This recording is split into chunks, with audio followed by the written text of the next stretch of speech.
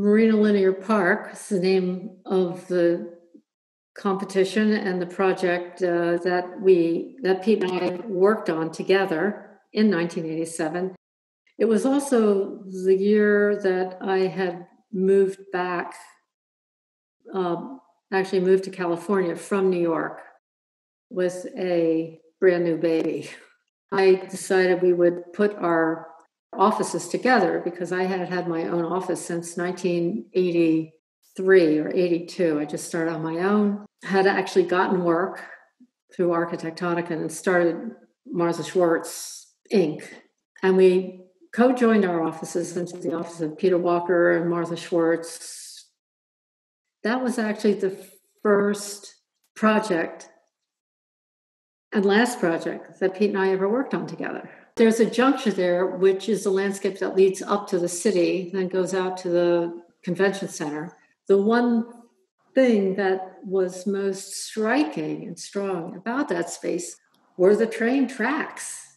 They were beautiful, these long lines in a regular fashion, and they were train tracks. It was really that was it. I really liked it. And then there were these other paraphernalia along it, but I know I came up with the idea of making the serape, making the park with all these other lines, so that there were lines about lines and lines next to lines and lines and lines. And then a couple of the lines happened to be train lines, for the trains, so that it was coherent. It was about this traveling motion.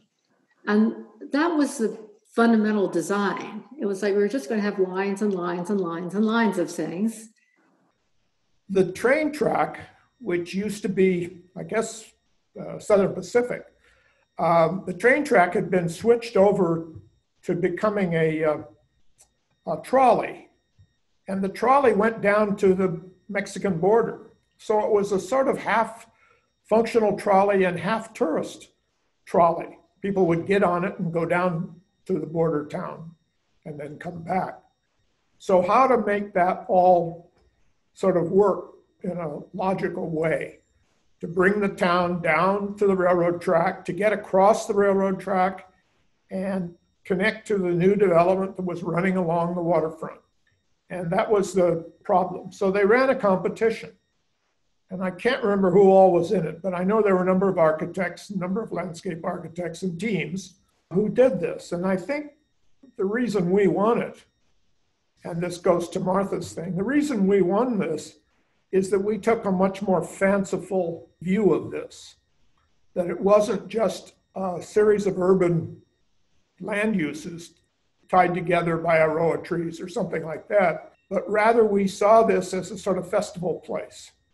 And that's where the serape came in, and of course the Mexican background of San Diego. And so what we tried to do was, if you think of a serape, it's a series of stripes. And so what we tried to do is make, using landscape, this series of stripes. And the stripes didn't have to go from one end to the other, although the tracks went from one end to the other. All the stripes had to do was give you a kind of linear visual character. The thing that I liked most about it was that we did get the serape done and make the point that landscapes can do all sorts of things, including taking on board what we really have at hand. Like this, there's a train here. These are trains. This is part of an urban landscape. To blot it out, to pretend that there's nature, natural nature there. We don't need to do that. We can use nature in a different way to kind of make some kind of concession to the fact that people are in it, trains are in it, it's in a city, it's busy, and still make it a beautiful landscape. The loss of a park like this is a great disappointment, absolutely. And it's a loss. It feels terrible to feel like somehow this was not valued, that there wasn't a value for it. There wasn't a value for what I did or for what Pete did.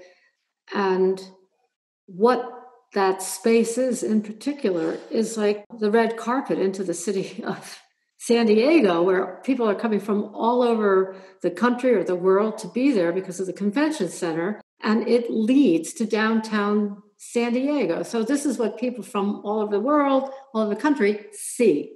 And somehow there are people there who decide that it isn't worth maintaining it.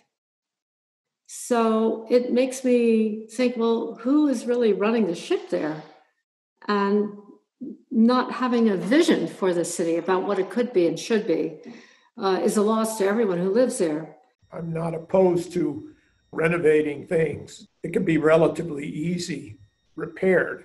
And I like the idea of combining uses and the complexity that comes with the impact of two uses. In fact, the serape in the beginning was combining these two geometries and these two sets of uses. And it was sort of the conflict between the two, and then the rails running through it, almost, like a seam. That was, I think, the thing that Martha and I shared. That was each from our own perspective, but I think that was the artistic image that we both were working toward. I think also the lack of recognition that these parks that I, Pete, and other women, such as Sessions and Mumler, I mean, to not really see that as something that's a treasure. Like you would look at a piece of art. You don't just throw art out because you have to clean or dust it or clean it or store it. I mean, these are treasures. And people who design them are artists.